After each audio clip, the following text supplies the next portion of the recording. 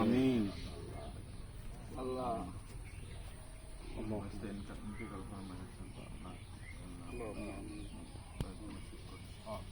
তার সকল গুনাহ মাফ করে দেন। আল্লাহুম্মা আল্লাহ সে কত জান না অজান না কত গুনাহ করেছে, তাদের গুনাহগুলি সম্পূর্ণ মাফ করে তাকে ব্যস্ত নসিব করুন। আপনার দরবারে আমরা হাত করে পড়ে জানাচ্ছি, আপনি আমাদের হাতকে মঞ্জুর ও কবুল করে নেন। তাকে আমরা ব্যস্ত নসিব করুন।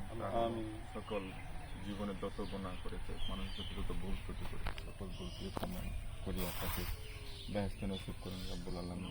তার সকল ফ্যামিলির জন্য আপনি রহমত বর্ষিত করিয়া দিন রব্বুল আলামিন। তার সকল জানা অজানা যত কিছু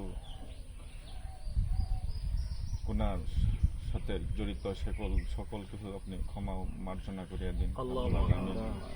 তাকে আপনি ব্যস্ত নসিব করুন রব্বুল আলামিন। কারোর সাথে যদি কোনো রকম ত্রুটি করে থাকে তা মার্জনা করিয়া তাকে ব্যস্ত নসিব করুন।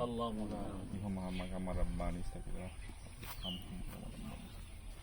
লা ইলাহা ইল্লাল্লাহ মুহাম্মাদুর রাসূলুল্লাহ। আমিন।